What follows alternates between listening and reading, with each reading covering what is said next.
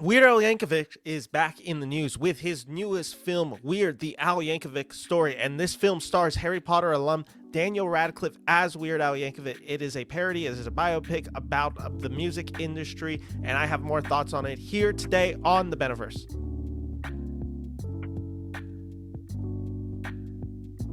Hello, my name is Ben Friedman here from the Beniverse, and today I'm talking the latest music biopic of sorts about the man Weird Al Yankovic, but told in the style of Weird Al Yankovic's comedic sensibility. This is a film that boasts itself to be the biopic of Weird Al, and it's not that in any sorts, and that's the fun of this movie. This is a complete parody of other musical biopics. The more you've seen films like Bohemian Rhapsody, Rocket Man, Walk the Line, or even just some other films that are in tangent to the music industry, such as Boogie Nights, there's a lot of references that you're going to catch and have more enjoyment while watching this film. Weird Al is a character in real life who tries to inject fun into already something that is within the pop culture. He takes songs and he parodies them in his own form and comedy. That is something that the film is very much riffing on. The whole idea of this movie is that they tell the character of Weird Al that this idea can never be popular and no one would be interested. It is very wink wink as by design. This film is produced by Funny or Die.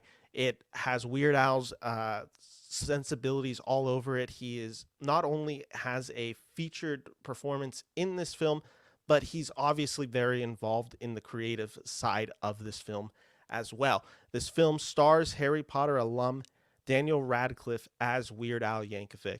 And I think let's just start with him because I think he's the most question marks surrounding this movie. And what I can say right now about Daniel Radcliffe is he really impressed me in this film. This is a film that features a lot of comedians coming in and giving very comedic performances. This has a lot of cameos that I'm not going to ruin because it's a lot of the fun and surprise of this film, but people do pop in. Comedy legends are in this film, specifically from this era that Weird Al starts in the 80s to now. There are a bunch of people that you will recognize who just have 1 minute to 2 minute scenes that are just laugh out loud funny. There's other people who are in this film that are more established comedic stars who have a supporting performance in this movie. Rainn Wilson from The Office, Dwight Schrute himself, he's in this film as Dr. Demento, and he is absolutely hysterical. He's in this abrasive tuxedo with the top hat. He stands out in every scene, yet no one seems to make mention of it. He's this bizarre character, and he is portrayed in a way that only Rainn Wilson could do. But then you have Daniel Radcliffe. He's amongst basically comedy icons, and he holds his own really well in this movie. It really shocked me how well he was able to do comedy in this film. And now the script does give a lot of lenience towards Daniel Radcliffe. This is not a film that makes him sing Weird Al songs. In fact, they do poor lip sync as a joke, kind of riffing fun on Freddie Mercury in the Bohemian Rhapsody, Rami Malek's performance. They riff a lot on Bohemian Rhapsody, by the way. But that's what allows Daniel Radcliffe to, in some ways, maybe get away with it because everything's so broadly comedic that he really can just focus on really not embodying the character of Weird Al, but focusing solely on the comedy. And when he is at his funniest is when he's just getting to riff with some of these other great comedians who are in the film. And you can tell Daniel Radcliffe is having a lot of fun with this. I think what's so best about his performance is a lot of characters are wink wink to the audience, like Weird Al Yankovic as his character in this movie, who's the music producer in this film. He's very much winking to the audience that he is Weird Al Yankovic, and the lines that he is delivering are very much jokes about himself. Daniel Radcliffe is completely playing it serious. He's doing it as if he was somebody like Rami Malek, like Taron Egerton, going after one of these musical legends. That's the energy that he's playing in it. And so it allows it to take this Naked Gun / airplane style of approach towards his comedic abilities in this film. And it really allows him to shine because he's so earnest in his performance. Now, he is the best part of this movie just by a widespread in sense that he has to carry the movie, and he does so well because of his comedic abilities. And yet this film isn't without its issues. This is a really funny film. It's actually insanely funny, but the same issues that I think people critique of the musical biopic uh, film slash landscape, they're in this film. And now they're trying to make fun of it, but the issue is they're in this film. So there's scenes where you have to have the inevitable downfall, and then you have to have his redemption. You have to have him learning lessons, and then he goes on, some crazy party benders, all this blah blah blah. Those are in the film, and they're the most boring parts of the film. Now, are they played so overly comedic for laughs? They are, but they do slow down the movie. There are scenes, specifically in the second and third act, that just go on a little bit too long. Like there are too many scenes of Weird Al seeing like baloney and thinking, oh, I'm gonna write a song about baloney. Or then there's another one where he's talking about another one rides the bus, the inspiration that does that. And that scene, another one ride the bus, it's in this pool sequence. It's the funniest scene in the movie. But that joke is hit about 4 or 5 times in the movie. And it's just, that's the editing that needs to be taken place in this movie, because it just happens a little bit too much and too often that the joke itself kind of runs dead, and the well is drained by the time we get to it the 4th time or the 5th time. Not to say that the joke itself still isn't funny, but we've now had that joke, and now it just kind of becomes formulaic at that point. But so the comedy can at times be hit or miss. I would say this is about an 80 to 20% ratio. When the comedy is hitting, it's really hitting. When it does not land, it's never bad. It's just really drawn out. Like, it really needed to be tightened up. And there are sequences that just go a little bit too crazy. There's one sequence in particular, without spoiling it.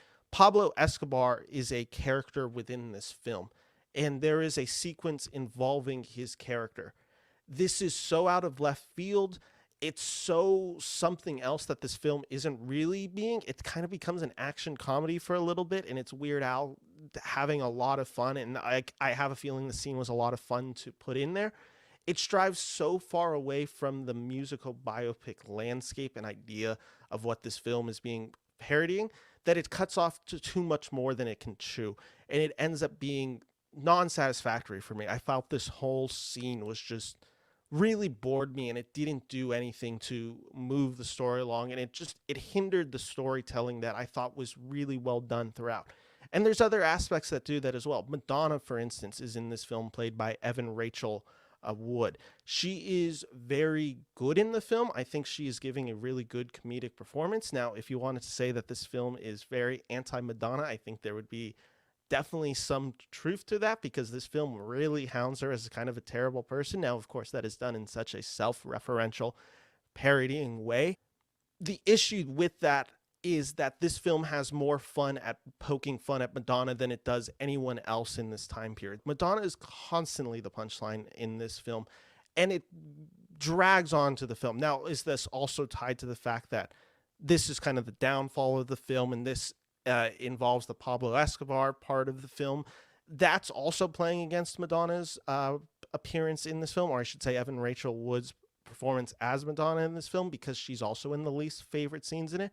But it's this whole idea just feels too ridiculous to actually gain any traction. But I think I'm making it sound like I am negative on this movie. I think this movie is really funny. This movie, for about the first hour, I think is the best comedy of the year. Pretty hands down. I think Daniel Radcliffe, I think the whole cast is hitting it out of the park. And then there's just this moment with the Madonna, with the Pablo Escobar stuff, where it becomes a film that it isn't really about. And then the third act of it, or really the last 20 minutes of the film, really save grace for this film, allowing the comedic sensibilities to come back, allowing the musical biopic tropes to really feel fleshed out again. And the film focuses itself again. So ultimately, I am left with Weird, the Al Yankovic story, being a movie that had potential to be the funniest movie of the year, and ended up just being a really entertaining movie that I can highly recommend to you.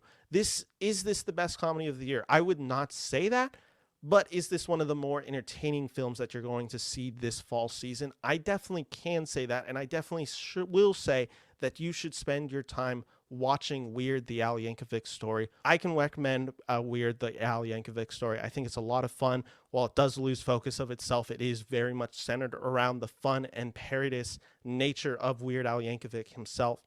If you like that style, if you like his music, if you're a fan of his, it's definitely worthwhile. And if you're just a fan of music biopic comedies like Walk Hard, I think this is in the same vein as that. So I can recommend this movie. I am giving Weird 3 out of 4 stars. Anyway, that's my review for this movie. If you like this video, make sure to like and subscribe to the Beniverse. My name is Ben Friedman, here from the Beniverse. Take care. Bye-bye.